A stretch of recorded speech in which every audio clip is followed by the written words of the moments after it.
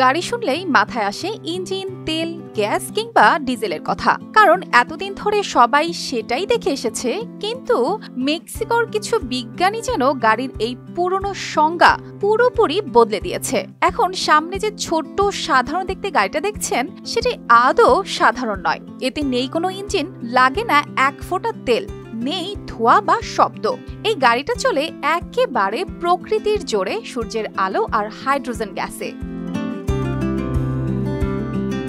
মেক্সিকোর নামকরা গবেষণা প্রতিষ্ঠান সিনভেস্টাভ এর বিজ্ঞানীরা মিলে বানিয়েছেন এই গাড়ি, যার নাম হাইড্রোভেনিজা।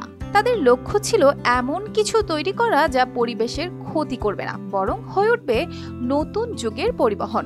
গাড়িটা দেখতে ছোট, ওজন মাত্র 300 কেজির, আর চলতে পারে ঘন্টায় 50 কিলোমিটার গতিতে।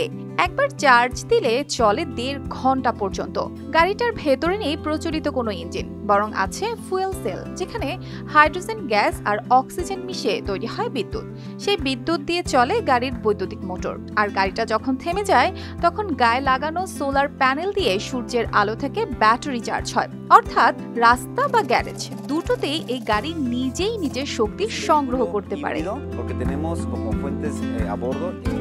শিয়া বাটার ও ভিটামিন ই সমৃদ্ধ লিলি হালাল বিউটি সোপ, তারুণ্যময় উজ্জ্বল ত্বকের জন্য। সবচেয়ে চমকপ্রদ বিষয়, গাড়িটি চলার সময় বাইরে বের হয় শুধু পানির বাষ্প। নেই কোনো কালো ধোঁয়া, নেই শব্দ। ভাবা যায় পরিবেশের কোনো ক্ষতি ছাড়াই এমন গাড়ি ছুটে চলেছে। এই মডেলটা আসলে তাদের তৃতীয় প্রজন্মের পরীক্ষা। গবেষকরা ভবিষ্যতে আরো উন্নত করতে চান এটি, যেন ওজন কমে, চলারও সময় বাড়ে। কিছুদিন আগে মেক্সিকোর অর্থমন্ত্রী এই গাড়িটা চালিয়ে দেখিয়েছেন। সবার সামনে গর্বের সঙ্গে বলেছেন, এবার দেশীয় প্রযুক্তিতেই তৈরি হয়েছে পরিবেশ বান্ধব ভবিষ্যতের গাড়ি। শুধু মেক্সিকো নয়, গোটা দুনিয়ার জন্যই এই গাড়ি এক নতুন দিশা দেখাচ্ছে।